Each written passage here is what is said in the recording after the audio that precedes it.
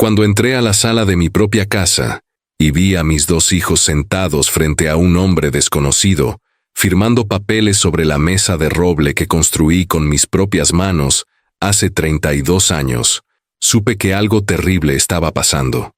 Andrés levantó la vista y me miró con esa sonrisa que solía darme cuando era niño, y rompía algo valioso.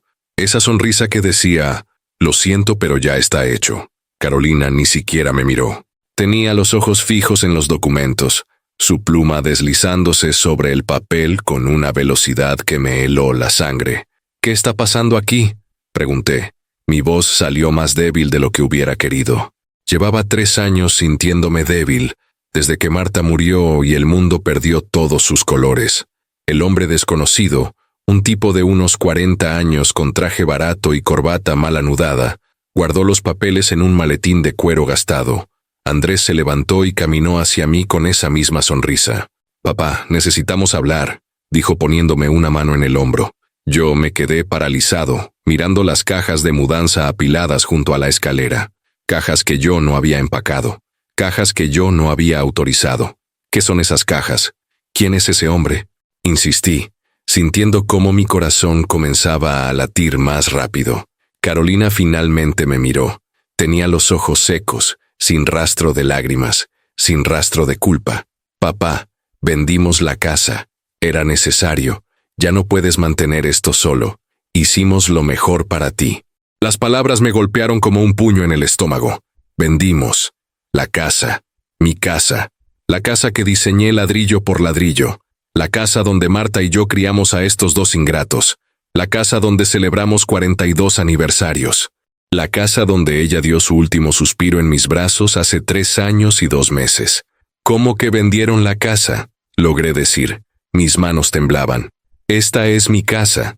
Ustedes no pueden vender mi casa». Andrés soltó una risa corta, casi divertida. «Papá, firmaste los poderes hace 8 meses. ¿Recuerdas?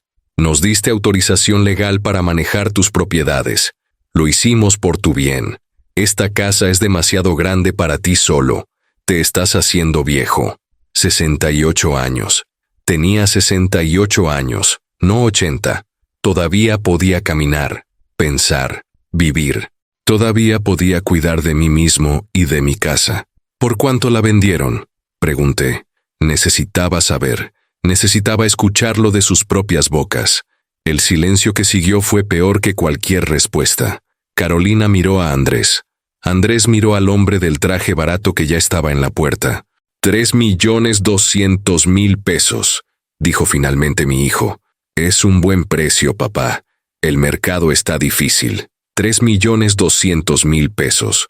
Por una casa de 450 metros cuadrados en la mejor zona residencial de la ciudad. Por una propiedad que yo sabía, porque soy arquitecto y conozco el mercado, que valía no menos de $18.750.000 pesos. La habían vendido por menos de 1/5 parte de su valor real. Me quedé ahí parado, en el marco de la puerta de mi propia sala, mirando a mis 2 hijos. Los hijos que Marta y yo criamos con amor. Los hijos por los que sacrificamos todo. Los hijos que ahora me miraban como si yo fuera un estorbo, un obstáculo, un problema a resolver. «Tienes 2 semanas para empacar tus cosas», dijo Carolina levantándose y alisando su vestido de marca, que probablemente costó más de lo que ella había contribuido jamás a esta familia. «Ya encontramos un departamento pequeño para ti. Es más adecuado para tu edad. Si estás viendo esto, suscríbete al canal y déjame un comentario diciéndome desde qué parte de Latinoamérica nos estás viendo. Pero primero, déjame darte contexto de cómo llegué a este punto donde mis propios hijos me estaban echando de la casa que construí con mis propias manos. Necesito tus likes y comentarios para saber que me estás acompañando en esta historia, que todavía me duele contar. ¿Cómo había llegado hasta aquí? ¿Cómo había permitido que mis hijos tuvieran tanto poder sobre mi vida? ¿Cómo había sido tan ciego, tan estúpido, tan débil? La respuesta estaba en los 3 años más oscuros de mi vida, los 3 años desde que perdí a Marta, y con ella perdí la voluntad de luchar. Pero lo que descubrirás a continuación te dejará sin palabras, porque lo que yo no sabía ese día, mirando a mis hijos con sus sonrisas frías y sus ojos vacíos, era que ellos habían hecho mucho más que vender mi casa. Mucho más. Para entender cómo llegué a ese momento de pesadilla en mi propia sala, necesito llevarte conmigo a 3 años y 2 meses atrás. Al día que mi mundo se derrumbó y nunca volvió a ser el mismo. Era un martes por la mañana. Recuerdo el día exacto, 15 de marzo. Marta y yo habíamos dormido juntos como lo hicimos durante 42 años de matrimonio. Ella tenía 64 años, yo 65. Nos despertamos a las 7 de la mañana como siempre. Yo me levanté primero para preparar café, nuestro ritual de cada día. Cuando regresé a la habitación con 2 tazas humeantes, Marta seguía en la cama. Pensé que estaba durmiendo. Me acerqué para despertarla con un beso en la frente. Estaba fría. El aneurisma cerebral se la había llevado mientras dormía. Los médicos me dijeron después que no sufrió, que fue instantáneo, pero yo sufrí. Dios mío, cómo sufrí. Mi esposa, mi compañera de vida, la mujer que estuvo a mi lado desde que teníamos 23 años, se había ido sin siquiera despedirse. Marta era el corazón de nuestra familia. Era ella quien organizaba las cenas dominicales, quien llamaba a los niños todos los días, quien mantenía unida a esta familia. Cuando ella murió, algo se rompió en mí. Caí en una depresión tan profunda que había días en que no podía ni levantarme de la cama. Dejé de comer, dejé de salir, dejé de vivir realmente. Andrés y Carolina vinieron al funeral, por supuesto. Lloraron, me abrazaron, me dijeron que siempre estarían ahí para mí. Durante las primeras semanas después de la muerte de Marta, me visitaban casi todos los días. Carolina me traía comida. Andrés se quedaba conmigo viendo televisión en silencio. Yo pensaba que finalmente, en mi momento más oscuro, tenía a mis hijos. Qué ingenuo fui. Pasaron 6 meses. Yo seguía en depresión, tomando antidepresivos que me recetó el doctor Hernández. Un día, Andrés llegó a la casa con Vanessa, su esposa. Los dos se sentaron frente a mí en la misma sala donde años después me darían la noticia de la venta. «Papá, estamos preocupados por ti», dijo Andrés con voz seria. «No estás manejando bien tus asuntos. Olvidaste pagar la luz el mes pasado. Casi te cortan el servicio». Era cierto. Había olvidado pagar. También había olvidado ir al banco, contestar llamadas, comer algunos días. La depresión me tenía atrapado en una niebla constante. «Necesitas ayuda, papá», agregó Vanessa con esa voz dulce que usaba cuando quería algo. «Andrés y yo hemos estado hablando. Deberías darnos poder legal para ayudarte con los trámites. Las cuentas bancarias, los impuestos, el mantenimiento de la casa. Es mucho para ti solo en este momento». Yo los miré, mi hijo, mi nuera, ofreciéndose a ayudarme, quitándome la carga de pensar en papeles y trámites cuando lo único que quería era dormir y no despertar. Me pareció una bendición. «¿Están seguros?», pregunté. «Es mucho trabajo. Eres nuestro padre», dijo Andrés tomando mi mano. «Haríamos cualquier cosa por ti. Tú siempre estuviste ahí para nosotros. Ahora nos toca a nosotros cuidarte». 2 semanas después, firmé los poderes legales. Un notario vino a la casa. Andrés había traído todos los papeles ya preparados. Yo apenas los leí. Confiaba en mi hijo. Confiaba en mis hijos. Firmé donde me dijeron que firmara. Le di a Andrés y Carolina poder legal completo sobre mis cuentas bancarias, mis propiedades, mis inversiones, todo. Les entregué el control total de un patrimonio que había construido durante 45 años de trabajo como arquitecto. Una casa valorada en 18.750.000 pesos. Ahorros por 3.420.000 pesos. Inversiones por 2.800.000 pesos. En total, casi 25 millones de pesos que representaban toda una vida de esfuerzo, de sacrificio, de levantarme todos los días a las 6 de la mañana para darle a mi familia una buena vida. Los primeros meses, todo pareció estar bien. Andrés manejaba los pagos de servicios. Carolina se encargaba de las compras del supermercado. Yo seguía en mi niebla de depresión, apenas notando el mundo a mi alrededor. Pero entonces empezaron los cambios. El primer cambio que noté fue hace 2 años y 3 meses. Andrés llegó a la casa en un auto nuevo. Un BMW último modelo, color negro brillante, con rines cromados y asientos de cuero. Me quedé mirándolo desde la ventana. ¿Auto nuevo?, le pregunté cuando entró. Ah, sí, dijo con una sonrisa. Mi negocio está yendo muy bien, papá. Finalmente despegó. Andrés había tenido 7 negocios en los últimos 15 años. Todos habían fracasado. Una tienda de electrónicos que quebró en 8 meses. Un restaurante que cerró al año. Una empresa de importaciones que lo dejó endeudado. Cada vez que fracasaba, venía a mí. Y cada vez yo lo ayudaba. Papá, necesito 850,000 pesos. Me había dicho hace 4 años. Es una inversión segura. Un amigo tiene un negocio de distribución de productos tecnológicos. En 6 meses te devuelvo el doble. Yo le di los 850,000 pesos. Dinero que Marta y yo habíamos ahorrado durante años. Andrés me prometió que me los devolvería. Nunca lo hizo. El negocio fracasó en 5 meses. Cuando le pregunté por el dinero me dijo, papá, lo perdí todo, pero la próxima vez será diferente. Te lo prometo. Nunca hubo próxima vez. Nunca vi ese dinero de vuelta. Pero ahora, viéndolo llegar en ese BMW que probablemente costó más de 1,000,000 de pesos, me pregunté de dónde había sacado el dinero. ¿De dónde salió para el auto? Le pregunté. Te dije, papá, mi negocio está prosperando. Me dio una palmada en la espalda y cambió de tema. Yo no insistí. Todavía estaba en mi depresión. Todavía confiaba. El segundo cambio llegó hace 1 año y 8 meses. Carolina apareció en la casa con bolsas de boutiques de lujo. Louis Vuitton, Gucci, Prada. Las dejó caer en el sofá mientras hablaba por teléfono riendo. Cuando colgó, le pregunté, ¿comprando muchas cosas? Ay, papá, una amiga se casa. Necesitaba algo apropiado para la boda. Sacó un vestido que claramente costó más de 150,000 pesos. ¿Te gusta? Carolina siempre había sido la princesa de la familia. Desde niña, Marta la consentía. Le comprábamos todo lo que pedía. Cuando cumplió 15 años, le hicimos una fiesta que costó 320,000 pesos. Cuando se casó con Diego hace 9 años, pagamos una boda de 1,200,000 pesos. Siempre dábamos y dábamos. Pero desde que Marta murió, las visitas de Carolina se habían vuelto más transaccionales. Llegaba, me preguntaba cómo estaba, se quedaba 20 minutos, y antes de irse siempre había una petición. Papá, ¿puedes prestarme 200,000 pesos? Es una emergencia. Papá, Diego perdió su trabajo. Necesitamos 100,000 para los gastos del mes.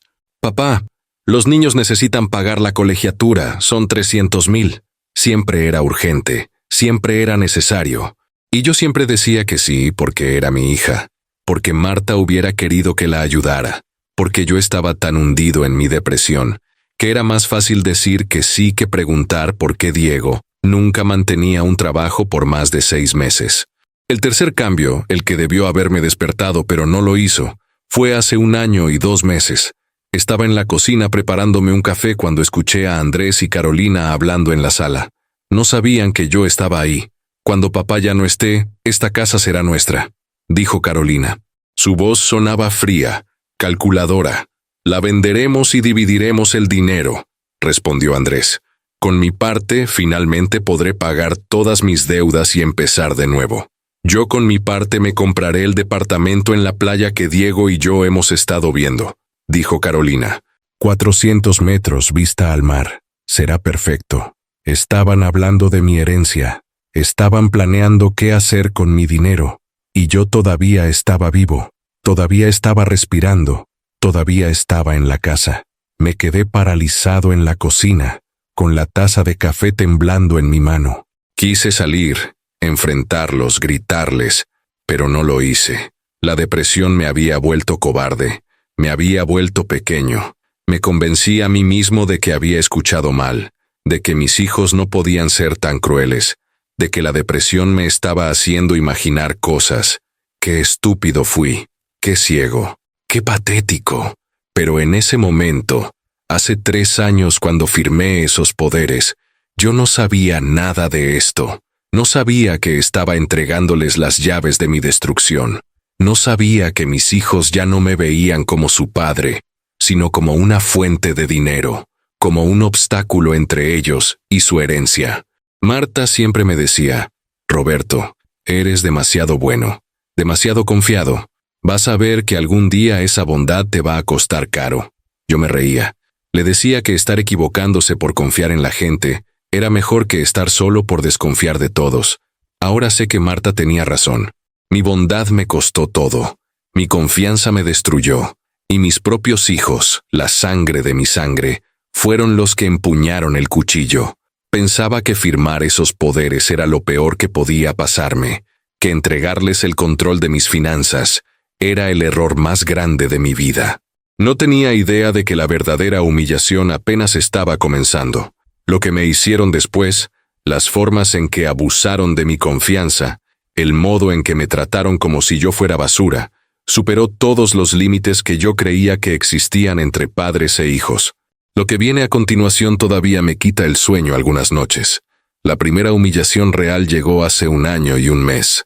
Yo estaba en mi estudio, el pequeño cuarto en el segundo piso donde guardaba todos mis planos arquitectónicos, mis diplomas, las fotos de los edificios que diseñé durante mi carrera.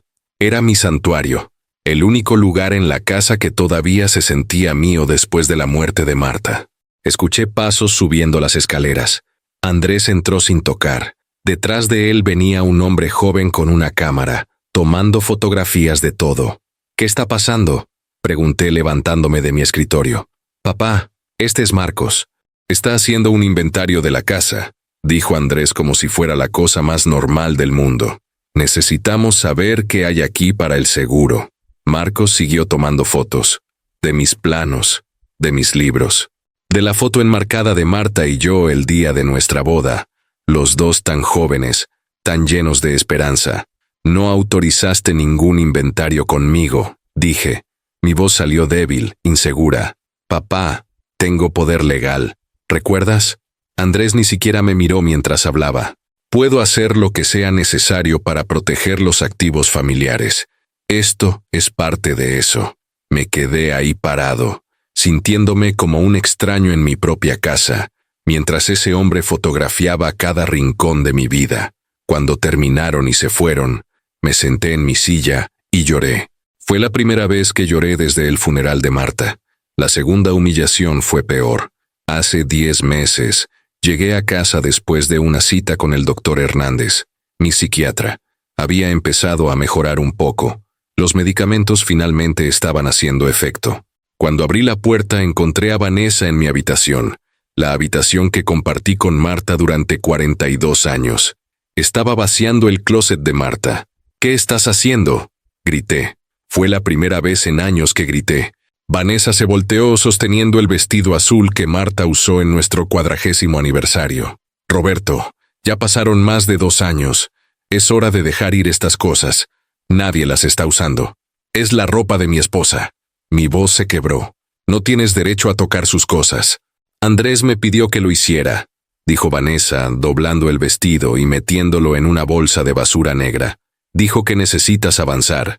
Aferrarte a estas cosas no es saludable. Corrí hacia ella y le arrebaté el vestido.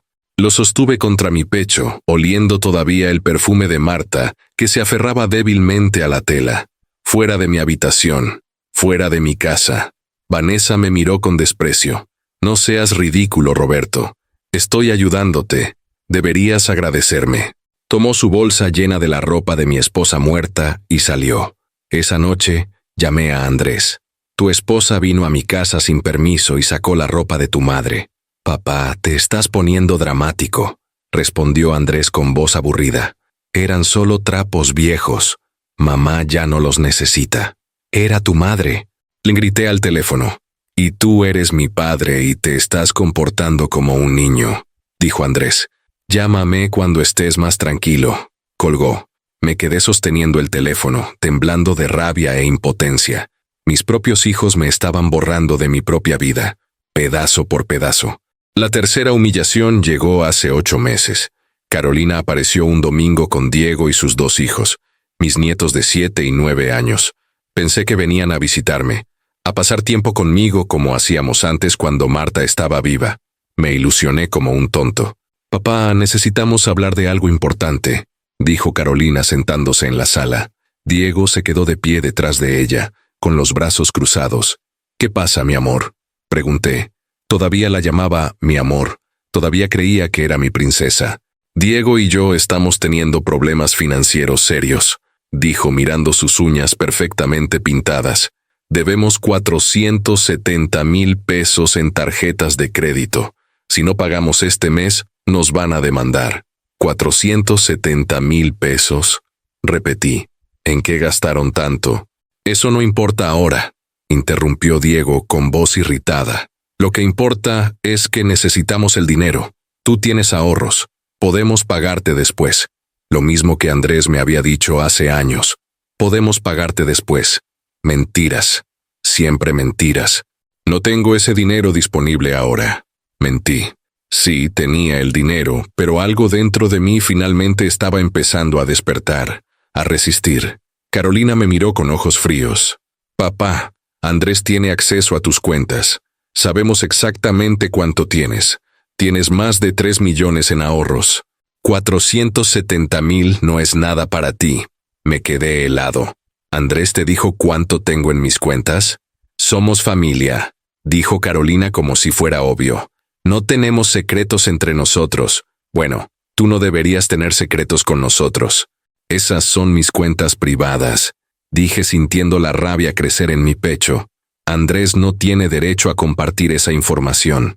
Tiene poder legal, papá, dijo Diego acercándose a mí. Eso significa que puede hacer lo que necesite con tu dinero, incluso dárnoslo si quiere. ¿Era eso cierto? ¿Los poderes que firmé les daban tanto control? Me sentí mareado. No les voy a dar 470,000 pesos para pagar deudas que ustedes hicieron con su irresponsabilidad, dije. Fue la primera vez que le dije que no a Carolina en toda su vida. Mi hija se levantó. Su cara se transformó en algo que nunca había visto antes. Furia pura. ¿Sabes qué, papá? Eres un egoísta. Toda tu vida has sido un egoísta. Mamá se mató trabajando a tu lado y tú te llevas todo el crédito. Nosotros crecimos sin nada mientras tú construías tu preciosa carrera. ¿Sin nada? Y me levanté yo también, temblando. Les di todo. Esta casa, sus estudios, sus bodas, sus autos. ¿Sin nada? Nunca fue suficiente, gritó Carolina. Y ahora que finalmente te necesitamos, nos das la espalda. Eres un mal padre, siempre lo fuiste. Se fueron dando un portazo. Los niños ni siquiera se despidieron de mí. Supe después, por una vecina que era amiga de la familia, que Carolina había estado diciéndoles a los niños que yo era malo, que no los quería, que por eso nunca los visitaba. La verdad era que Carolina había dejado de traerlos hace más de un año. Pero las humillaciones más terribles estaban por venir. Hace 7 meses, empecé a notar cosas extrañas en mis estados de cuenta bancarios. Yo había empezado a revisar mis finanzas con más atención, mi depresión finalmente levantándose lo suficiente para permitirme funcionar. Había retiros que yo no había autorizado. 120,000 pesos, 230,000 pesos, 95,000 pesos, todos de mi cuenta de ahorros, todos firmados electrónicamente por Andrés usando el poder legal. Lo llamé. ¿Por qué estás sacando dinero de mi cuenta? Son gastos necesarios, papá, respondió con voz calmada. Mantenimiento de la casa, impuestos, servicios, todo está cubierto. El mantenimiento de la casa no cuesta 230,000 pesos al mes, dije. Yo sabía exactamente cuánto costaba mantener mi casa. Había pagado esas cuentas durante 45 años. Hay otros gastos, dijo Andrés. Gastos que tú no entiendes porque no estás manejando nada ahora. Confía en mí. Pero yo ya no confiaba. Me puse a investigar. Pedí copias de todos los estados de cuenta de los últimos 8 meses, desde que firmé los poderes. Lo que descubrí me destrozó. En 8 meses, Andrés y Carolina habían gastado 2,340,000 pesos de mis ahorros. 2,340,000 pesos. Hice una lista de todos los gastos que pude rastrear. El BMW de Andrés, 920,000 pesos. Un crucero de lujo para Carolina y Diego, 380,000 pesos. Ropa de diseñador, 290,000 pesos. Restaurantes caros, 160,000 pesos mensuales. Membresías de clubes exclusivos, 210,000 pesos. Muebles nuevos para las casas de ambos, 480,000 pesos. Estaban viviendo como millonarios con mi dinero, con el dinero que Marta y yo ahorramos durante décadas de trabajo duro, de sacrificio, de levantarnos temprano y acostarnos tarde. Los confronté a ambos. Los cité a la casa. Cuando llegaron, puse los estados de cuenta sobre la mesa. «Explíquenme esto», dije con voz temblorosa de furia contenida. Andrés ni siquiera miró los papeles. «Son gastos familiares, papá, te lo dije». «¿Un crucero es un gasto familiar?», grité. «¿Un BMW es un gasto familiar? Están robándome». «No es robo», dijo Carolina con frialdad. «Ese dinero eventualmente sería nuestro de todas formas. Solo lo estamos usando antes. Yo todavía estoy vivo». Las lágrimas comenzaron a caer por mi cara. «Ese dinero es mío. Lo gané yo». «Técnicamente», dijo Andrés sacando su teléfono como si esta conversación lo aburriera. «Ese dinero está bajo mi administración legal. Puedo usarlo como considere apropiado para el beneficio de la familia». «¿Beneficio de la familia?». Me reí sin humor. «Ustedes dos viviendo como ricos mientras yo como lo mismo durante una semana, ¿es beneficio de la familia?». «Eres tan dramático», dijo Carolina rodando los ojos. «Tienes techo, tienes comida, tienes todo lo que necesitas. ¿Qué más quieres?». «Quiero respeto», grité más fuerte de lo que había gritado en toda mi vida. «Quiero que me traten como su padre, no como su cajero automático». «Entonces tal vez deberías haber sido mejor padre», dijo Andrés levantándose. «Tal vez si hubieras pasado menos tiempo en tus preciosos proyectos de arquitectura y más tiempo con nosotros, te respetaríamos más». Eso me golpeó como una bofetada. Yo trabajé 60 horas a la semana durante 30 años para darles todo, para pagarles las mejores escuelas, los mejores doctores, las mejores vacaciones, y ahora me echaban en cara que trabajaba mucho. Se fueron. Yo me quedé sentado en mi sala, rodeado de estados de cuenta que mostraban mi destrucción financiera en números fríos y precisos. 2,340,000 pesos en 8 meses. A ese ritmo, en 2 años más habrían vaciado completamente mis ahorros.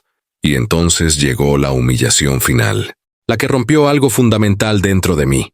Hace 6 meses, Andrés y Carolina aparecieron juntos. Eso debió haberme alertado. Ellos nunca venían juntos a menos que quisieran algo grande. «Papá, siéntate», dijo Andrés. «Necesitamos hablar de algo serio». Me senté. Ellos permanecieron de pie mirándome desde arriba como jueces. «Esta casa es demasiado grande para ti», comenzó Carolina.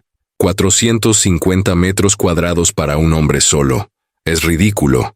Es un desperdicio. «Esta es mi casa», dije. «La construí yo mismo. Cada ladrillo, cada ventana, cada puerta. Marta y yo diseñamos cada detalle. Mamá ya no está», dijo Andrés con voz dura. «Y tú estás viejo. Las escaleras son peligrosas para ti.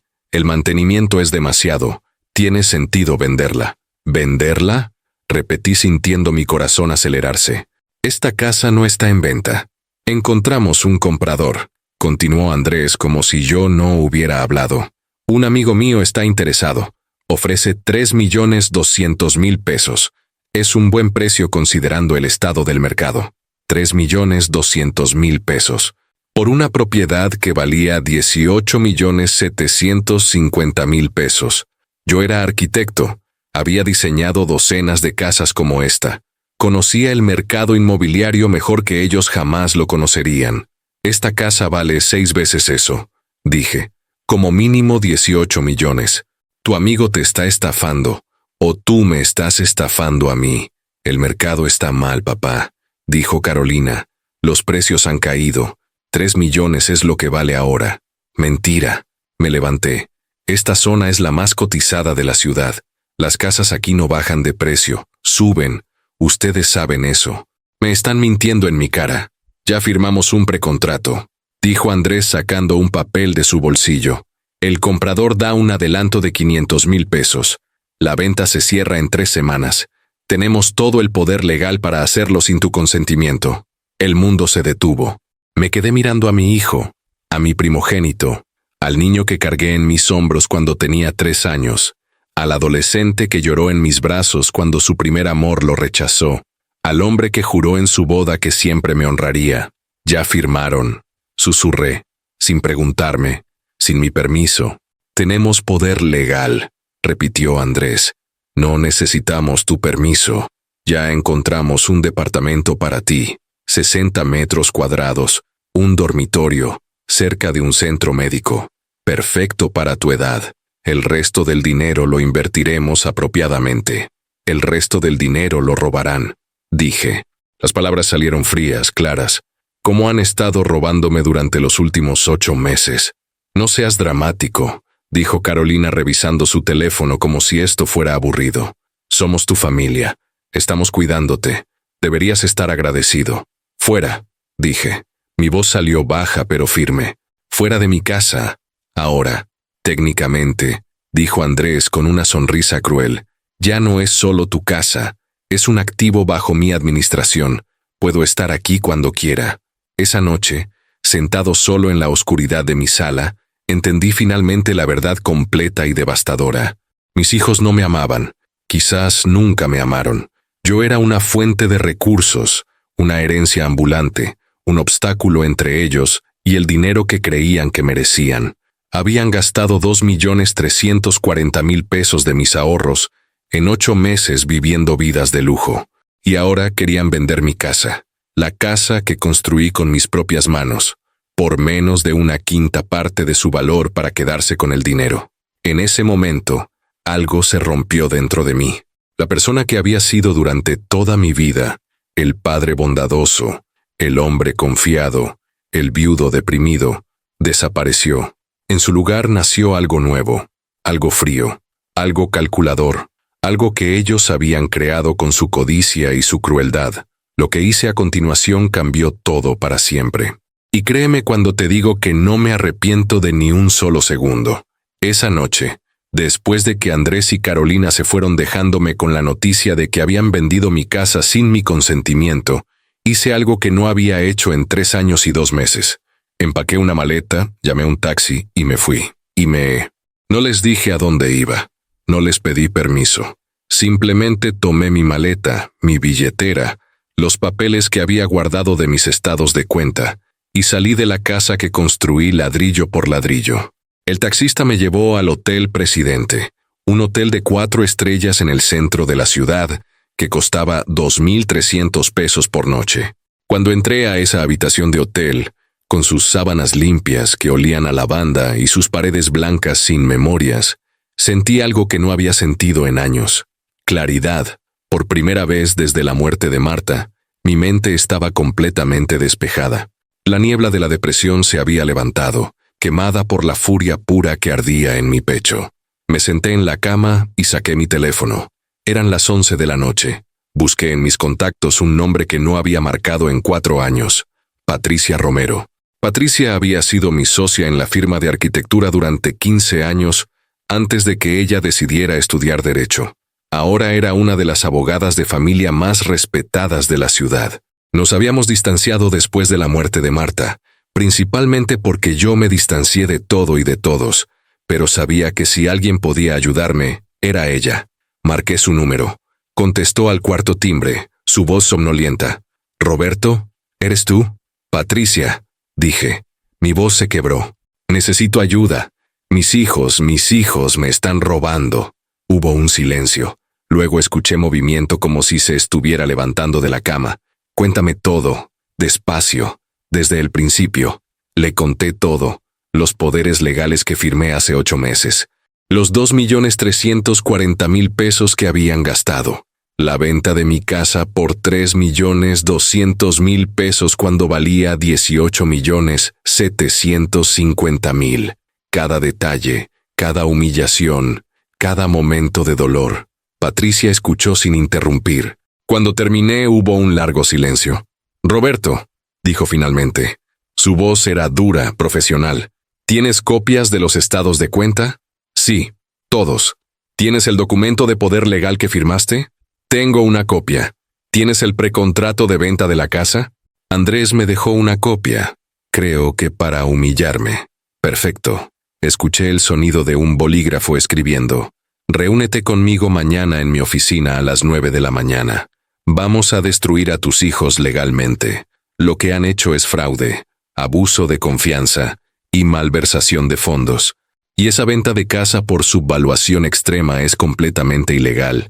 ¿De verdad puedes hacer algo?, pregunté, una pequeña esperanza naciendo en mi pecho. Roberto, cuando termine con ellos, van a desear nunca haberte conocido. La voz de Patricia era de acero. Descansa. Mañana empezamos la guerra. Esa noche dormí mejor de lo que había dormido en 3 años. A la mañana siguiente, llegué a la oficina de Patricia a las 8:45 de la mañana. Su oficina estaba en el piso 20 de un edificio moderno en la zona financiera. Cuando entré, ella ya estaba esperándome con 2 tazas de café y una grabadora sobre la mesa. Patricia tenía 52 años, cabello gris corto y ojos que no perdonaban nada. Nos abrazamos brevemente antes de sentarnos. Vamos a grabar tu declaración completa, dijo encendiendo la grabadora. Quiero cada detalle, cada fecha, cada cantidad, todo. Pasamos 4 horas repasando todo. Patricia tomaba notas frenéticamente, deteniéndome cada vez que mencionaba una cantidad de dinero para verificar contra los estados de cuenta. Esto es peor de lo que pensé, dijo finalmente apagando la grabadora. Roberto, tus hijos no solo te robaron, cometieron múltiples delitos federales. Sacó una hoja y empezó a escribir. 1. Abuso de confianza agravado. El poder legal era para administrar, no para enriquecerse personalmente. 2.340.000 pesos en gastos personales es abuso evidente. 2. Fraude por subvaluación en la venta de bienes. Vender una propiedad de 18.750.000 pesos por 3.200.000 es fraude. Especialmente cuando el comprador es un amigo de Andrés. Apostaría mi título a que hay un acuerdo secreto entre ellos para revender la casa a precio real y dividir las ganancias. 3. Malversación de fondos bajo tutela legal. Cada peso que gastaron en cruceros, autos de lujo y restaurantes caros mientras tenían poder legal sobre tus finanzas es malversación. Me quedé mirándola. ¿Qué significa todo eso? Significa, Roberto, que tus hijos pueden ir a prisión. Patricia me miró directamente a los ojos. ¿Estás preparado para llegar tan lejos? Son tus hijos. Una vez que iniciemos esto no hay vuelta atrás. Pensé en Andrés diciéndome que ya no era mi casa. Pensé en Carolina llamándome mal padre. Pensé en los 2.340.000 pesos que se gastaron en lujos, mientras yo comía lo mismo durante una semana. Pensé en Vanessa vaciando el closet de Marta. Prepara todo, dije. No son mis hijos. Los hijos que tuve murieron cuando decidieron verme como dinero en lugar de como su padre. Patricia sonrió. Era una sonrisa fría, de tiburón. Entonces vamos a la guerra. Primero, voy a solicitar al juzgado una orden de congelamiento inmediato de todas tus cuentas para prevenir más extracciones. Segundo, voy a presentar una demanda solicitando la nulidad de los poderes legales por haber sido firmados bajo estado de vulnerabilidad emocional por depresión. Tercero, voy a presentar cargos penales por los delitos que mencioné. ¿Cuánto tiempo tomará? El congelamiento de cuentas puede ser en 24 horas si el juez lo considera urgente. Y créeme, voy a hacer que lo considere urgente. La nulidad de poderes tomará unas semanas. Los cargos penales, esos pueden tomar meses, pero una vez que los presentemos, tus hijos van a sentir el calor. Y la venta de la casa. Voy a solicitar una suspensión inmediata de la venta por fraude evidente. Con la diferencia de precio tan grotesca, cualquier juez lo verá claro. Esa venta no se va a completar, Roberto. Te lo prometo. Salí de la oficina de Patricia sintiéndome 10 años más joven. Tenía un plan, tenía una aliada, tenía esperanza. 2 días después, un jueves a las 3 de la tarde, el teléfono de Andrés debe haber sonado. Era una notificación automática del banco. Todas las cuentas bajo su administración habían sido congeladas por orden judicial. No podía retirar ni un solo peso. 5 minutos después, mi teléfono sonó. Era Andrés. No contesté. Dejó un mensaje de voz. Lo escuché después. Papá, ¿qué mierda hiciste?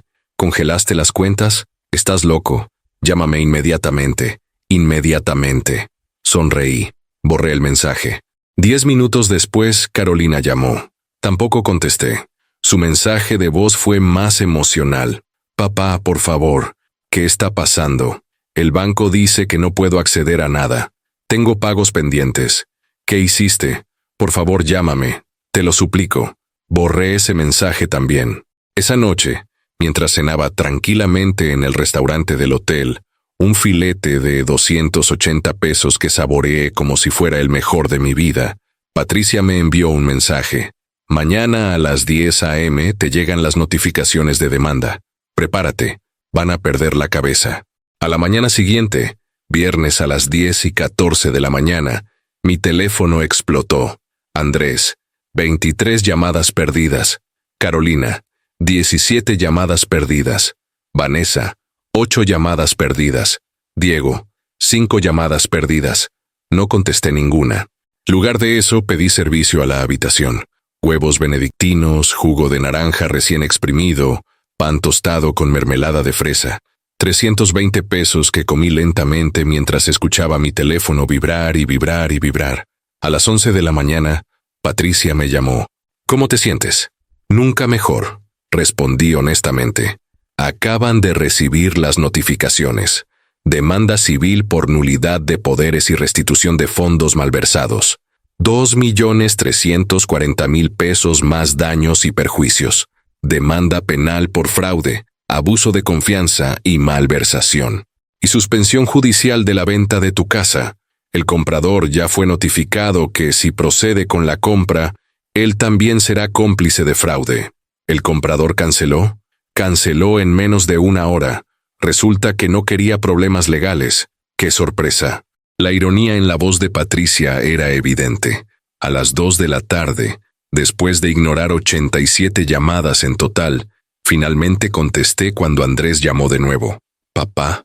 Su voz sonaba desesperada, diferente. Papá, por favor, necesitamos hablar. Ahora quieres hablar, dije con voz calmada. Cuando me estabas robando, no necesitabas hablar conmigo. Cuando vendiste mi casa, no necesitabas hablar conmigo. Pero ahora que hay consecuencias, ahora sí necesitas hablar. Papá, esto es un malentendido. Podemos arreglarlo. Retira las demandas y hablamos como familia. Tú destruiste esta familia cuando decidiste verme como un cajero automático. Eres nuestro padre, gritó Andrés. Por primera vez en años escuché miedo real en su voz. No puedes hacernos esto. Mírame como puedo, dije. Firma los papeles que mi abogada te envió devolviendo voluntariamente los poderes legales y comprometiéndote a pagar cada peso que robaste. O nos vemos en corte. Tú decides. No tengo 2.340.000 pesos, gritó. Los gasté. No puedo devolvértelos. Entonces supongo que nos vemos en corte. Colgué. Mi teléfono sonó inmediatamente de nuevo. Era Carolina. Papá, por favor. Estaba llorando. Diego me va a dejar. Dice que no puede estar con alguien que está siendo demandado penalmente. Por favor, retira las demandas. Haré lo que sea. ¿Lo que sea? Pregunté. ¿Cómo respetar a tu padre? ¿Cómo no robarle 2.340.000 pesos? ¿Cómo no vender su casa por una fracción de su valor? Ese tipo de lo que sea. Yo no sabía que era tanto dinero. Sollozó. Andrés manejaba todo. Yo solo gasté lo que él me daba. Tú gastaste 380.000 pesos en un crucero mientras yo comía arroz durante una semana. Dije. Cada palabra salía fría como hielo. Sabías exactamente lo que estabas haciendo. Eres nuestro padre. Se supone que debes querernos. Se supone que debes perdonarnos, gritó. Se suponía que ustedes debían respetarme. Se suponía que ustedes debían honrarme. Se suponía que ustedes debían amarme. Pero ustedes eligieron el dinero. Ahora vivan con esa elección. Colgué. Los mensajes de texto empezaron a llegar en avalancha. Andrés. Papá, por favor, piénsalo bien. Puedes destruir a tu propia familia por dinero. Ustedes ya la destruyeron. Yo solo estoy recogiendo los pedazos. Carolina, mamá estaría decepcionada de ti. Mamá estaría horrorizada de ustedes. Ella se mató trabajando para darles todo, y ustedes me robaron sus ahorros para comprar ropa de marca. Vanessa, Roberto, seas razonable. Los niños necesitan estabilidad. No puedes hacerle esto a tus nietos. Mis nietos tienen padres. Que esos padres aprendan a ser responsables. Durante los siguientes días la presión aumentó. Andrés apareció en el hotel. El personal de seguridad lo detuvo en el lobby. Escuché que gritaba mi nombre desde la recepción. No bajé. Carolina envió a mis nietos con una carta escrita a mano. Abuelo, te extrañamos. Por favor, vuelve a casa. Mamá llora todos los días. La letra era de Carolina, no de los niños. Guardé la carta como evidencia de manipulación emocional. La hermana de Marta, mi cuñada Rosa, me llamó. Roberto, ¿qué está pasando? Carolina me llamó llorando diciendo que los estás demandando. Rosa, déjame preguntarte algo, dije. Si Marta estuviera viva y supiera que sus hijos gastaron 2.340.000 pesos de nuestros ahorros en lujos personales, ¿qué haría? Hubo un silencio largo. Rosa había sido contadora antes de jubilarse. Entendía de dinero. ¿2.340.000? En 8 meses, Dios mío, Roberto. Su voz cambió completamente. ¿En qué lo gastaron? Le conté. Todo. Cuando terminé, Rosa estaba llorando. Marta trabajó hasta el último día de su vida. Ella guardaba cada peso. Y ellos lo gastaron en cruceros, y autos de lujo, y ropa de diseñador, y restaurantes caros. Hazlos pagar, Roberto, dijo Rosa con voz firme. Marta hubiera hecho lo mismo. Esos no son los niños que criamos, son extraños. 3 semanas después de presentar las demandas, Patricia me citó en su oficina. Tenemos una audiencia preliminar mañana. El juez va a revisar las evidencias y decidir sobre la nulidad de los poderes y la restitución temporal de fondos. ¿Qué tan probable es que ganemos? Patricia sonrió. Roberto, les mostré al juez los estados de cuenta. Le mostré la diferencia entre el valor real de tu casa y el precio de venta. Le mostré que firmaste los poderes 2 meses después de la muerte de tu esposa, mientras estabas bajo tratamiento psiquiátrico por depresión severa. A menos que el juez sea completamente incompetente o corrupto, ganamos.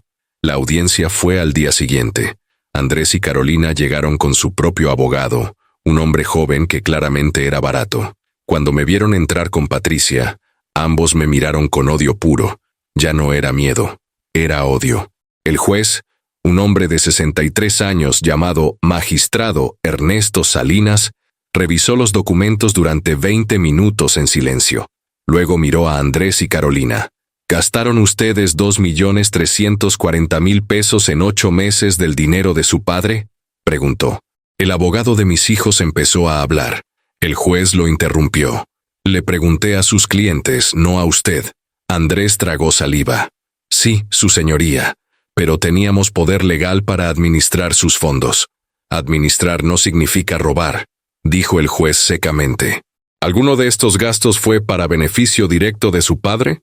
¿El BMW, el crucero, los 290.000 pesos en ropa de diseñador? Silencio. ¿Y esta casa que intentaron vender por 3.200.000, cuando vale 18.750.000 según 3 avalúos independientes que tengo aquí? Continuó el juez. ¿Pueden explicar esa diferencia? Más silencio. El juez se quitó los lentes. Fallo a favor del demandante. Los poderes legales quedan nulos inmediatamente por haber sido firmados bajo estado de vulnerabilidad emocional comprobada. Los demandados tienen 30 días para presentar un plan de pago para restituir los 2.340.000 pesos más intereses. La venta de la propiedad queda permanentemente suspendida. Caso cerrado. El martillo cayó. Andrés y Carolina se quedaron paralizados. Su abogado intentó objetar. El juez ya estaba saliendo de la sala. Salí del juzgado con Patricia. El sol brillaba. Hacía un día hermoso. Ganamos, dije. Casi no podía creerlo. Esto es solo el principio, respondió Patricia. Ahora vienen los cargos penales. Ahí es donde realmente van a sufrir. Mi teléfono vibró. Era un mensaje de Andrés. Espero que estés feliz. Destruiste a tu propia familia. Le respondí. Ustedes la destruyeron. Yo solo estoy haciendo justicia. Esa noche, de vuelta en mi habitación de hotel, me senté en la cama y miré la foto de Marta que siempre llevaba en mi billetera. Lo hice, mi amor, susurré.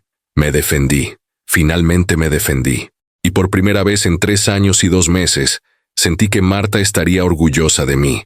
Pensaban que era un viejo débil que se rendiría al primer grito, al primer llanto, a la primera manipulación emocional. No sabían con quién estaban tratando.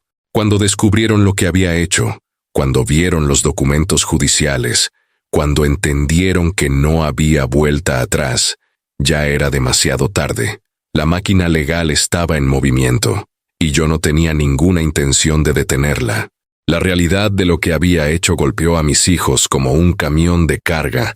Exactamente 4 días después del fallo judicial, fue cuando el banco ejecutó el congelamiento permanente de todas las cuentas que Andrés había estado usando bajo mi poder legal.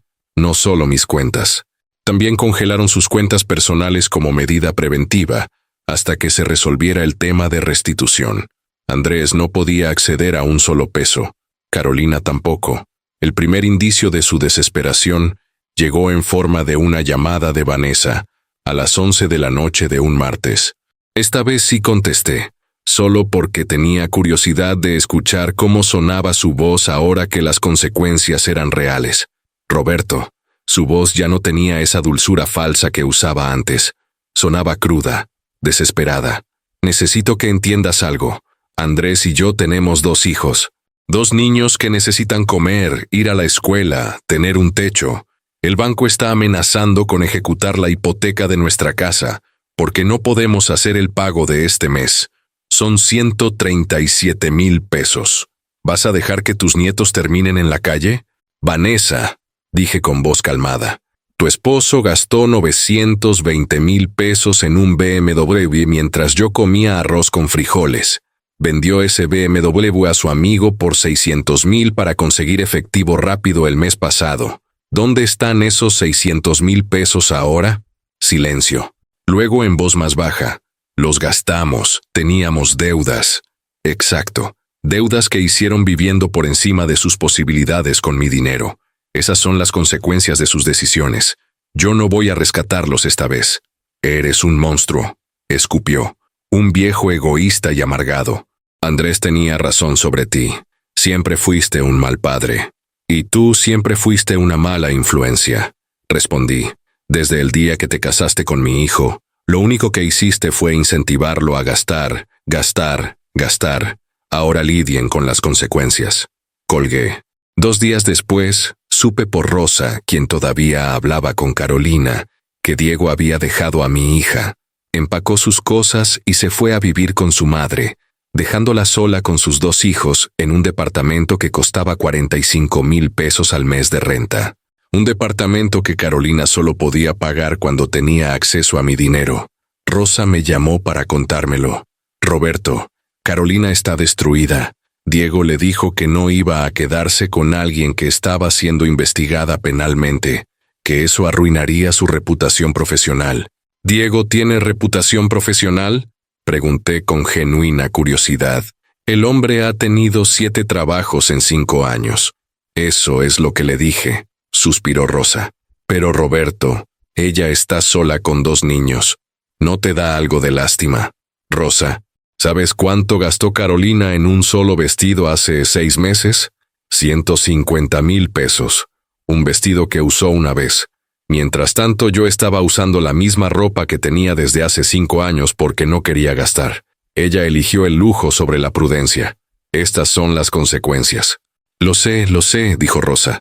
Solo quería que lo supieras, por si acaso te importa. Me importa, dije honestamente. Me importa que aprenda que las acciones tienen consecuencias, que robar tiene consecuencias, que faltar el respeto a tu padre tiene consecuencias. Una semana después de esa conversación, me encontré cara a cara con Andrés. Fue accidental. Yo había vuelto a mi casa finalmente. El juez me había devuelto el control total de mi propiedad, y Patricia me había aconsejado que volviera para establecer residencia y prevenir cualquier intento de ocupación ilegal. Estaba en el jardín delantero, podando los rosales que Marta había plantado hace 22 años, cuando escuché un auto detenerse en la calle. Levanté la vista. Era Andrés, pero no en el BMW. Estaba en un auto viejo, un Nissan destartalado que debía tener al menos 15 años. Salió del auto y caminó hacia mí. Se veía terrible. Tenía ojeras profundas, barba de 3 días, la ropa arrugada. El hombre que hace un mes se paseaba en un BMW ahora parecía un vagabundo. «Papá», dijo deteniéndose a 3 metros de distancia, como si tuviera miedo de acercarse más. «Andrés». Seguí podando los rosales, sin mirarlo. «Necesito hablar contigo». «Habla». «Vanessa me dejó», dijo. Su voz se quebró. Se llevó a los niños y se fue con su madre. Dice que no puede estar casada con un criminal. El banco ejecutó la hipoteca. Perdí la casa. Estoy viviendo en un hotel barato, de esos que cobran por semana. 300 pesos la noche. Seguí podando. Corté una rosa marchita, luego otra. ¿No vas a decir nada?, preguntó. Ahora había desesperación real en su voz. ¿Qué quieres que diga, Andrés? Lo miré finalmente. ¿Quieres que sienta lástima por ti? ¿Quieres que te rescate otra vez como he hecho toda tu vida? Soy tu hijo, gritó. Las lágrimas empezaron a caer por su cara. Tu único hijo varón. ¿Cómo puedes verme así y no hacer nada? Tú me viste sufrir durante 3 años después de la muerte de tu madre, dije, dejando las tijeras de podar. Me viste en depresión, apenas capaz de levantarme de la cama, y en lugar de ayudarme, en lugar de cuidarme, me robaste 2.340.000 pesos. ¿Recuerdas esa cantidad, Andrés? 2.340.000 pesos en 8 meses. Yo no pensé, no me di cuenta de que era tanto. Tartamudeó. Mentira, dije fríamente. Eres ingeniero comercial. Sabes exactamente cuánto es. Lo que pasa es que no te importó. Viste una oportunidad de vivir como rico con el dinero de tu padre vulnerable y deprimido, y la tomaste sin pensarlo 2 veces. Lo siento, lloró. Lo siento muchísimo. Si pudiera devolverlo todo, lo haría. Tienes 30 días para presentar un plan de pago. Eso dijo el juez. ¿Ya tienes ese plan? Andrés bajó la cabeza. No tengo cómo pagarte, no tengo trabajo, no tengo nada. El abogado para defenderme de los cargos penales me está costando 80.000 pesos y ni siquiera sé de dónde voy a sacarlos. Entonces supongo que vas a tener que hacer lo que yo hice durante 45 años. Dije, trabajar, duro, en lo que sea, levantarte temprano, sacrificarte, ser responsable. Tengo 43 años, gritó. No puedo empezar de cero a esta edad. Yo empecé de cero a los 22. Respondí. Construí todo lo que tengo con mis propias manos, y tú lo destruiste en 8 meses. Así que sí, Andrés, sí puedes empezar de cero. La pregunta es si tienes el carácter para hacerlo. Y honestamente, después de todo lo que has hecho, dudo que lo tengas. Eres cruel, dijo. Ya no había lágrimas, solo amargura. Mamá tenía razón sobre ti. Siempre pusiste tu trabajo por encima de nosotros. Siempre fuiste un padre ausente. Y ahora que finalmente te necesitamos, nos das la espalda. Esas palabras me dolieron. No voy a mentir. Pero entonces recordé algo que Marta me dijo una semana antes de morir. Estábamos en el jardín, exactamente donde yo estaba parado ahora, y ella me tomó la mano. Roberto, había dicho, si algo me pasa, no dejes que los niños te pisoteen. Los amo, pero los malcriamos, especialmente a Carolina. Tienen que aprender que la vida no les debe nada. Prométeme que si alguna vez tratan de aprovecharse de ti, te vas a defender. Yo le había prometido, y ahora estaba cumpliendo esa promesa. Tu madre trabajó a mi lado 60 horas a la semana durante 30 años, dije a Andrés. Ella sacrificó su tiempo, su energía, su salud para darte todo, y tú te gastaste sus ahorros en un auto de lujo y restaurantes caros. Así que no, Andrés, no me hables de tu madre. Ella estaría horrorizada de lo que te convertiste. Andrés me miró con odio puro. Algún día vas a morir solo y amargado, y nadie va a llorar por ti. Prefiero morir solo con mi dignidad que rodeado de sanguijuelas que solo me quieren por mi dinero, respondí. Se fue. El Nissan destartalado arrancó con un sonido enfermizo y desapareció por la calle. 3 días después, Carolina apareció. Supe que venía porque Rosa me llamó antes para advertirme. Va a ir a verte. Está desesperada, Roberto. Por favor, al menos escúchala. Carolina llegó a las 4 de la tarde. Tocó el timbre. Yo esperé un minuto completo antes de abrir la puerta. Se veía peor que Andrés. Tenía el cabello sin lavar, sin maquillaje, usando ropa normal y corriente. La primera vez que la veía sin ropa de marca en años. Sus ojos estaban rojos e hinchados de llorar. «Papá», susurró. «Carolina, ¿puedo pasar?» La dejé entrar. Nos sentamos en la sala, en el mismo sofá donde meses atrás me había gritado que era un egoísta. Diego me dejó. Comenzó. Se llevó todo el dinero que teníamos ahorrado. Resulta que tenía otra mujer. Dice que va a pelear por la custodia de los niños porque yo soy inestable financieramente. No dije nada. Solo escuché. Perdí mi trabajo como influencer. Las marcas cancelaron todos mis contratos cuando se enteraron de la demanda. Debo 3 meses de renta. El dueño del departamento me dio una semana para pagar o nos echa. Silencio. Papá. Me miró con ojos suplicantes. Sé que lo que hice estuvo mal. Sé que gasté demasiado. Sé que te falté el respeto. Pero por favor, ayúdame una última vez. Por tus nietos. Ellos no tienen la culpa de lo que yo hice. ¿Cuánto necesita?, pregunté. Sus ojos se iluminaron con esperanza.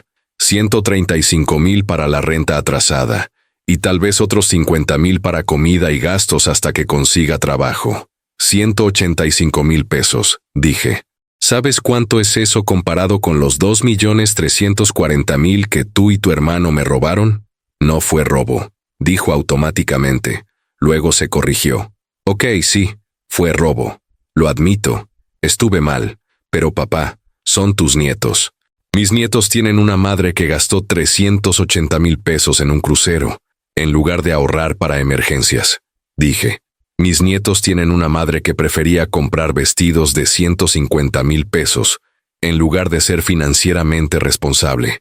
No es mi trabajo rescatar a mis nietos de las malas decisiones de su madre. ¿Entonces qué? Su voz subió de volumen.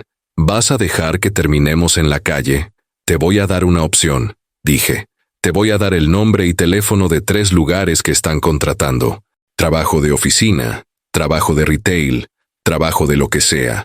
Agarras uno de esos trabajos, demuestras que puedes mantenerlo durante 3 meses, y entonces, solo entonces, consideraré ayudarte con un préstamo pequeño, no un regalo.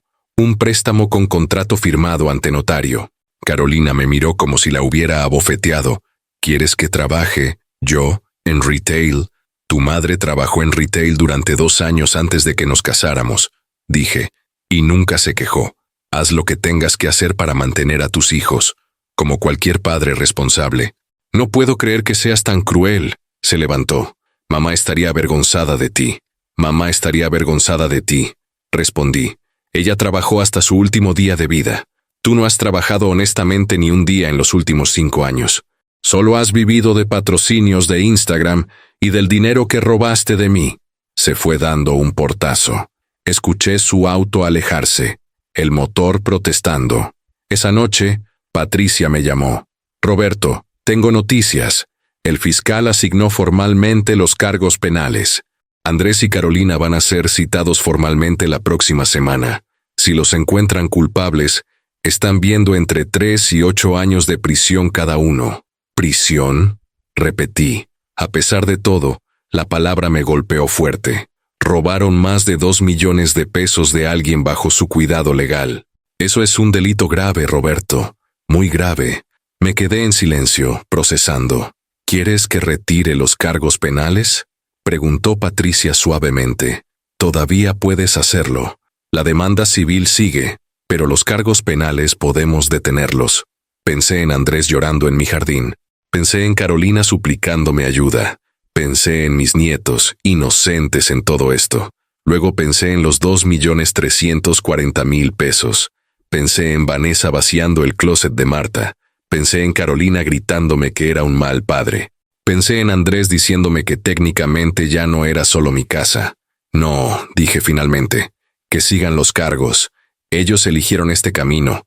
Ahora tienen que caminarlo hasta el final. ¿Estás seguro?, preguntó Patricia. Completamente seguro. Habían caído tan bajo que ya no reconocía a mi propio hijo e hija. Los niños que Marta y yo criamos con amor.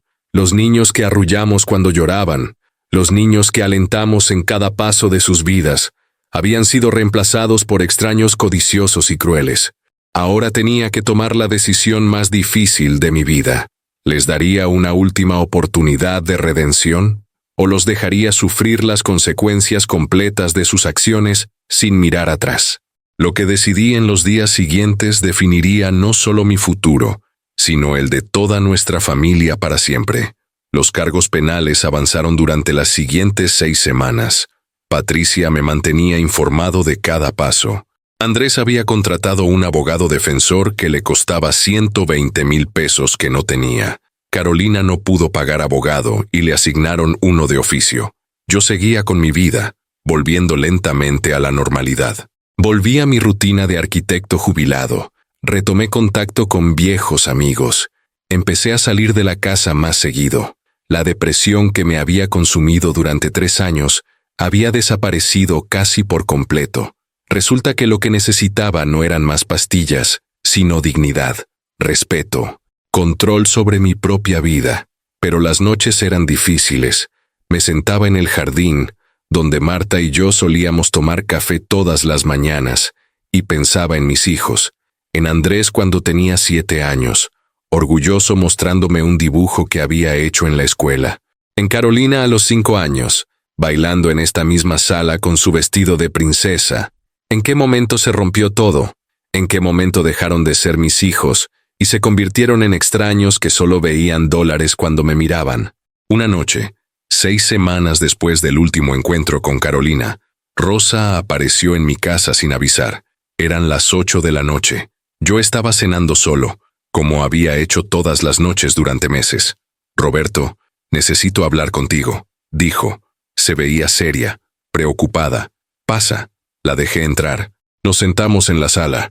Rosa no se anduvo con rodeos. Carolina perdió el departamento. El dueño la echó hace 3 días. Está viviendo con los niños en mi casa. Roberto, los niños están mal. El mayor, Sebastián, tiene 9 años. Me preguntó ayer por qué el abuelo odia a su mamá. Esas palabras me atravesaron como un cuchillo. Yo no odio a Carolina. Pues ellos no lo saben, dijo Rosa. Todo lo que ven es que su madre llora todos los días, que su padre los abandonó y que su abuelo no les habla. Son niños, Roberto. Niños inocentes. Lo sé, suspiré. Pero Rosa, si rescato a Carolina ahora, ¿qué aprende? Aprende que puede robarme, faltarme al respeto, tratarme como basura, y al final papá siempre la va a rescatar. Ese es el patrón que hemos seguido toda su vida. Tiene que romperse. Estoy de acuerdo contigo, dijo Rosa. Eso me sorprendió. Carolina actuó terriblemente. Andrés también. Lo que hicieron fue imperdonable. Pero Roberto, también hay niños involucrados. Y hay una pregunta que tienes que hacerte. ¿Qué hubiera querido Marta? Esa pregunta me persiguió durante 2 noches enteras. ¿Qué hubiera querido Marta? Marta era firme pero amorosa. Ella me había dicho que no me dejara pisotear. Pero también era la mujer que perdonó a su hermano cuando él le debió dinero durante años. La mujer que creía en segundas oportunidades, pero no en terceras. El día de la audiencia penal llegó. Miércoles, 9 de la mañana. Patricia me recogió en su auto. ¿Estás listo para esto?, preguntó. No lo sé, respondí honestamente. La sala del juzgado estaba casi vacía. Andrés estaba sentado con su abogado en una mesa. Carolina con el suyo en otra. Cuando entré, ambos me miraron. En los ojos de Andrés vi resignación. En los de Carolina vi súplica. El fiscal presentó su caso durante 40 minutos. Mostró los estados de cuenta. Explicó el abuso de confianza. Detalló cada gasto, cada transacción, cada mentira. Fue brutal escucharlo todo en voz alta, presentado como evidencia criminal. Cuando terminó, el juez miró a mis hijos. ¿Tienen algo que decir antes de que dicte sentencia? El abogado de Andrés se levantó. Su señoría, mi cliente reconoce su error. Ha perdido su casa, su esposa, su reputación. Ya ha sufrido consecuencias severas. Pedimos clemencia, considerando que es padre de familia, y que el demandante es su padre. El abogado de oficio de Carolina se levantó. Su señoría, mi clienta es madre soltera de 2 niños menores. Perdió su trabajo, su hogar, y su esposo la abandonó. Está intentando reconstruir su vida. También pedimos clemencia. El juez asintió. Luego, me miró a mí. Señor Mendoza, como la parte afectada, ¿tiene algo que declarar antes de la sentencia? Patricia me miró. Habíamos hablado de este momento. Ella me había dicho que lo que dijera podría influenciar la decisión del juez. Me levanté. Mis piernas temblaban. Su señoría, comencé. Mi voz salió rasposa. Mis hijos me robaron 2.340.000 pesos. Eso es un hecho. Intentaron vender mi casa por una fracción de su valor. Eso también es un hecho. Me trataron con desprecio. Me faltaron al respeto y abusaron de mi confianza en el momento más vulnerable de mi vida. Hice una pausa. Andrés tenía la cabeza baja. Carolina estaba llorando silenciosamente. Pero, continué, también es un hecho que son mis hijos. Son la sangre de mi sangre. Los niños que mi esposa Marta y yo criamos con amor. Y aunque lo que hicieron fue imperdonable, Marta me enseñó que el perdón no es para los demás, es para uno mismo, para poder seguir viviendo sin el peso del odio. Respiré profundo. Su señoría, solicito retirar los cargos penales, no porque lo que hicieron no sea grave, lo es, pero porque quiero darles una oportunidad de redimirse, de ser mejores personas, de aprender de esto sin que sus vidas queden destruidas para siempre. El juez me miró sorprendido. Patricia también. Escuché un sollozo detrás de mí. Era Rosa. Sin embargo, continué con voz más firme. Esto viene con condiciones. La demanda civil continúa.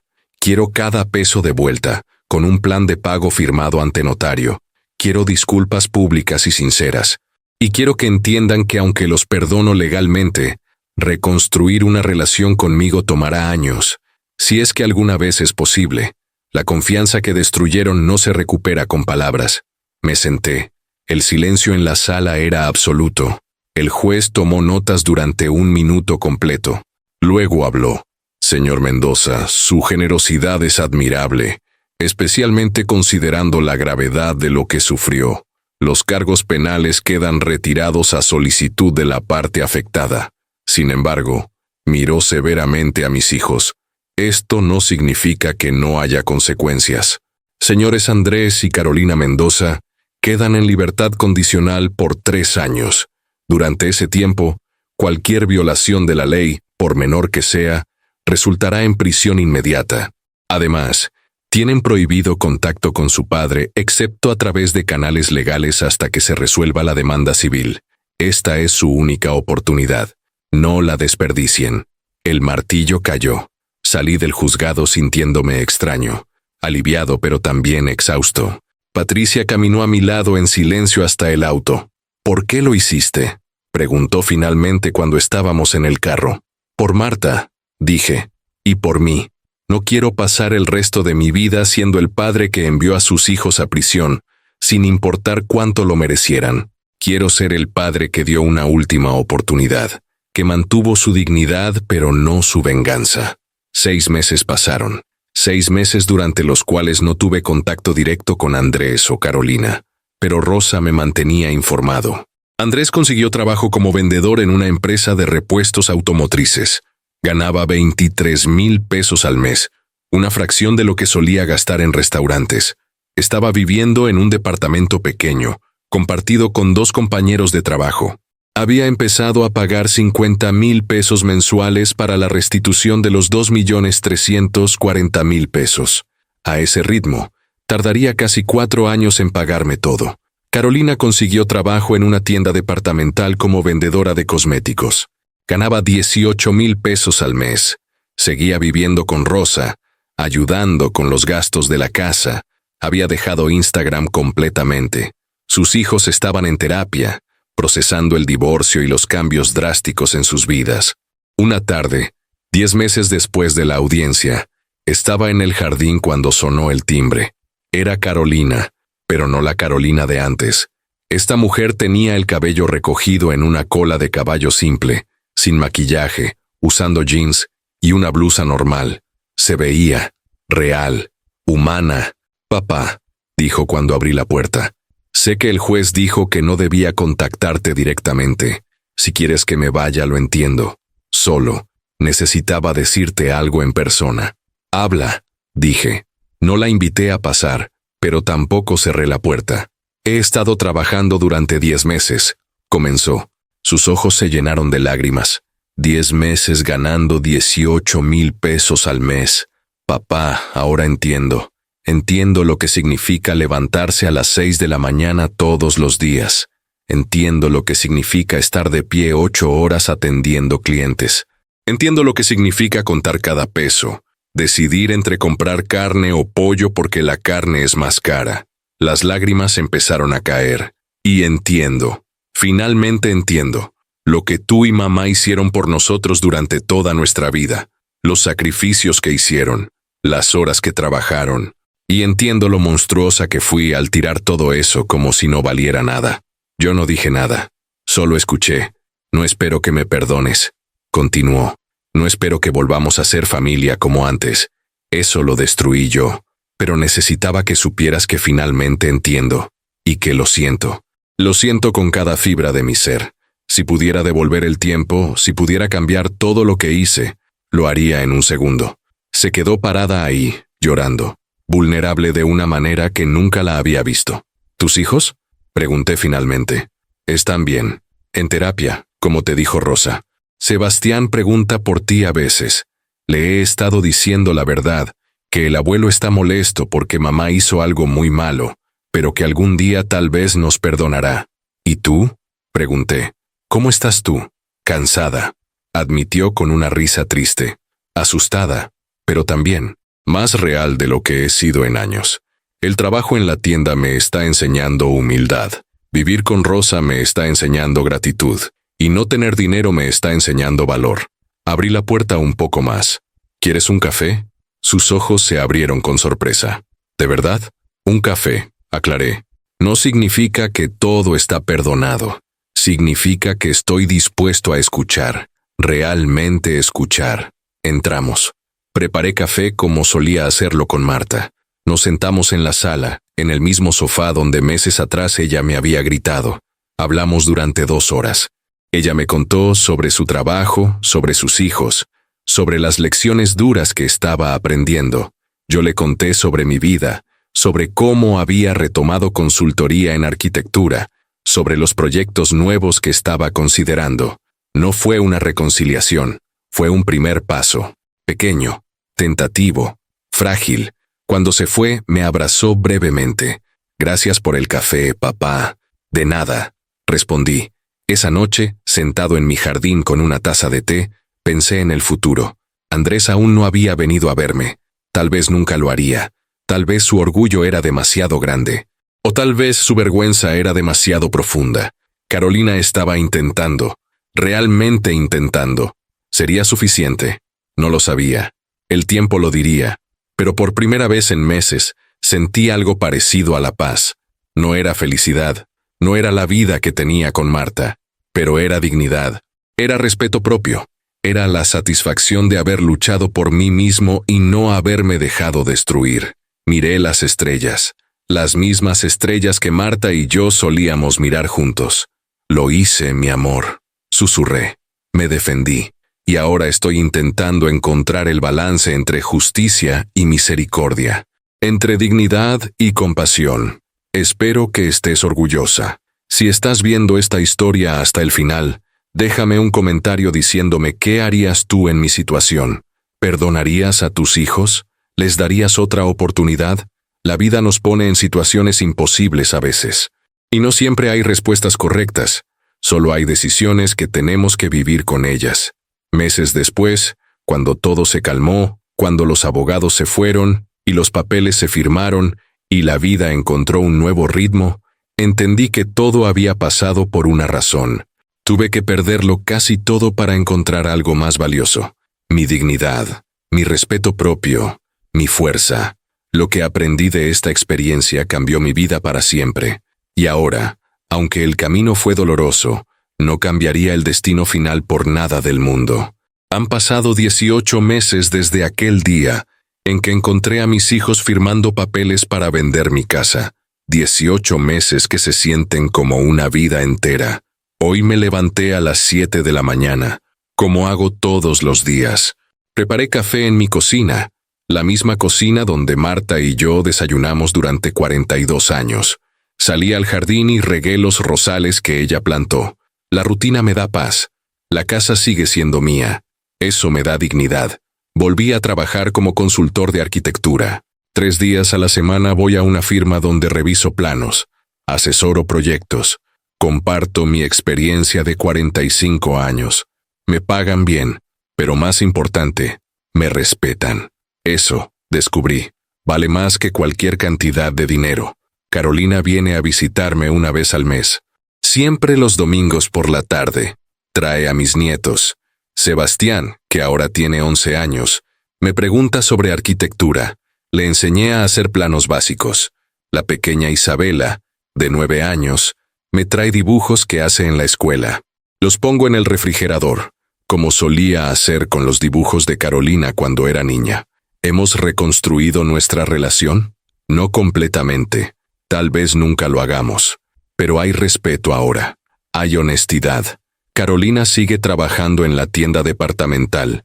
Sigue viviendo con Rosa. Sigue pagando sus 20,000 pesos mensuales de restitución.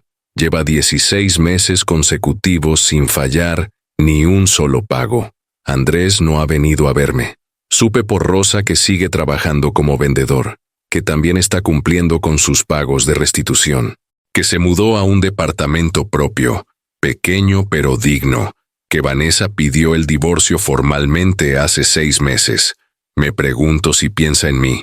Me pregunto si algún día tocará mi puerta. La parte racional de mí dice que no importa, que él tomó sus decisiones y ahora vive con ellas. Pero la parte que todavía es padre, que recuerda al niño de 7 años orgulloso de sus dibujos, esa parte espera. Tal vez siempre esperará.